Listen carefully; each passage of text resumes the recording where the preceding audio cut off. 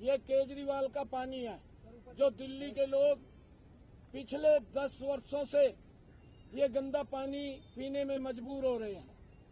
ये हम हरियाणा से जो पीछे से पानी आ रहा है यमुना में, पवित्र नदी में, ये हम पहुंचा रहे हैं। मैं इसको पी करके आया हूं, मैंने ये पानी पिया है, परंतु केजरीवाल अपनी नाकामियों को छुपाने के लिए अनर्गल प्रचार, अनर्गल आरोप लगा रहा है। मैं केजरीवाल को आज इसलिए यहाँ आया हूँ, इस पवित्र नदी के ऊपर आया हूँ। केजरीवाल, जो पल्ला के अंदर हम जिस कैपेसिटी का पानी दे रहे हैं, आज जो उसका वहाँ टेस्ट हुआ है लैब के अंदर, और जो यहाँ का पानी है उसमें जमीन आसमान का अंतर है। ये नाले सामने मैं आपको दिखाना चाहता हूँ, अगर आप दिखाएं। इस यमुना के अंदर केजरीवाल ने पिछले 10 वर्षों में यहीं खड़े होकर के कहा था, यहीं खड़ा था केजरीवाल, यहाँ आकर के कसम ली थी यमुना माता की कि मैं आपको स्वच्छ करूंगा।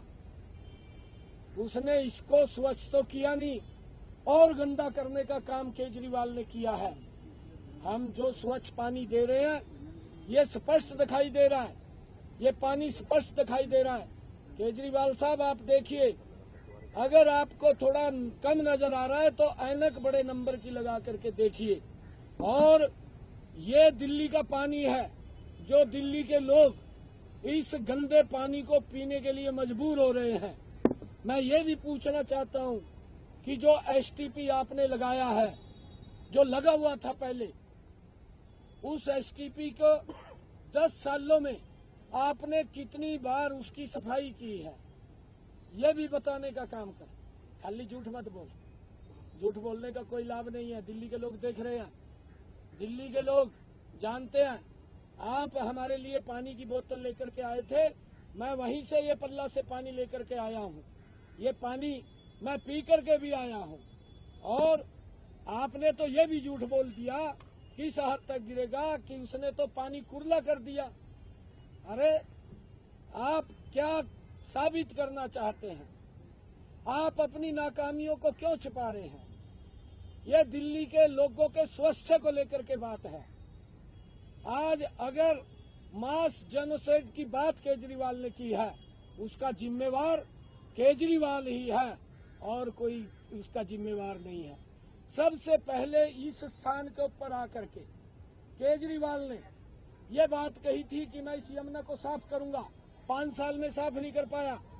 फिर अगले 5 साल दिल्ली के लोगों को कहा यहीं आकर के कि मुझे एक और समय दो, मैं इसको साफ करूंगा। उन्होंने फिर समय दे दिया, और 10 साल के बाद भी वो इसको साफ नहीं कर पाया। ये इसके ऊपर जवाब दिल्ली के लोग मांग रहे हैं। आपने दिल्ली के लोगों से माफी मांगनी चाहिए, आपने हरियाणा के लोगों से माफी मांगनी चाहिए।